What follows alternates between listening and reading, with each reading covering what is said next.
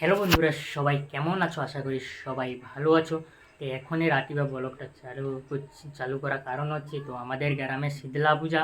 তো সকালে যাওয়া হয়নি ওখানে, তো এখন সন্ধ্যাবেলা যাব। সকালে একটা কারণে যাওয়া হয়নি, তো এখন সন্ধ্যাবেলা যাব আমাদের গ্রামে, ওখানে প্রণাম টনাম সারবো। আর আমার দু দাদা ফোন করেছিল, তো কখন আসবি।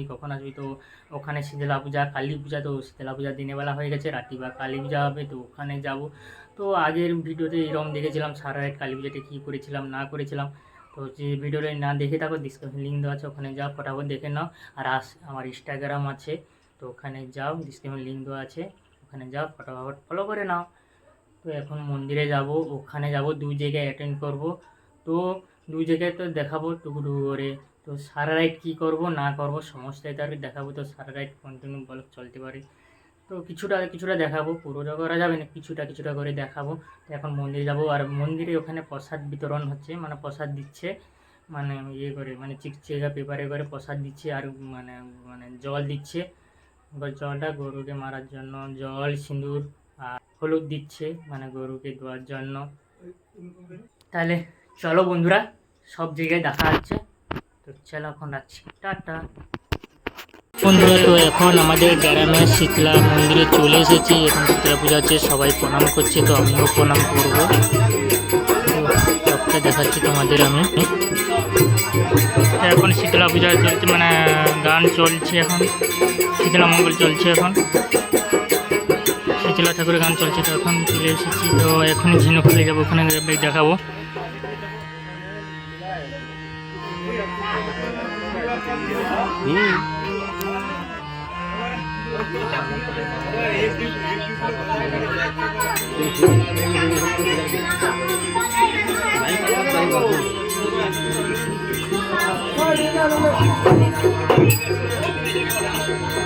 তো আমি এখন প্রণাম করে নিয়েছি, এখন ঝিনুকখালি যাব, ওখানে গিয়ে সবটাই দেখাবো। তো চলো এখন ঝিনুকখালি চলে যাব, রওনা দেব।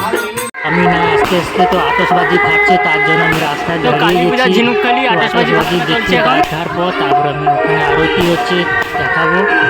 তো এখন আতশবাজি ফাটা শেষ হোক, তারপর যাবো, ওখানে মন্দির আছে, মন্দিরে গিয়ে ওখানে মানে কালী ঠাকুরের আরতি হচ্ছে, ওখানে দেখাবো তোমাদের। এখন আতশবাজি ফাটছে, তো তোমরা দেখতে থাকো। কালী পূজা আতশবাজি ফাটানো চলছে।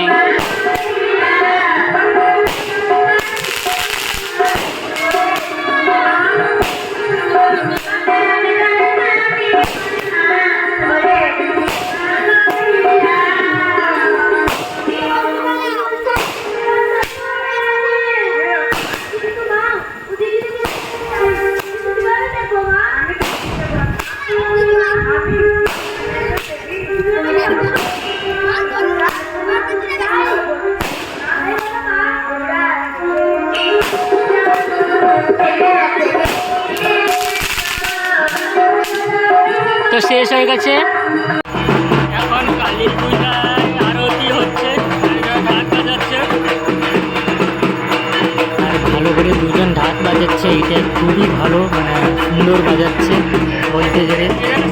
সে ভাড়ে কালী ঠাকুরের ভোগ রাখা হয়েছে, মানে যে দিচ্ছে ভোগ দিয়ে যাচ্ছে। তো মোমবাতি জ্বালানো আছে, নিচে যে মোমবাতি জানানো আছে, তো ধোঁয়া দিচ্ছে। আর বড় পঞ্চকড়ি গাছের উপরে লাইট দিয়েছে, ডিজে লাইট, কত সুন্দর লাগছে, খুবই সুন্দর লাগছে বলতে গেলে।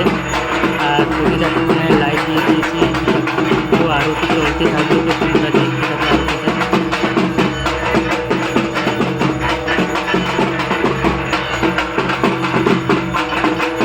আর বড় পঞ্চকড়ি গাছে, তো এটা জ্বালাবে লাস্টে, আরতি হচ্ছে। তো এটা মানে সূর্য দেখে না, সূর্যর আগে ঘট আর ঠাকুর বসানো হয়, সূর্য ওঠার আগে।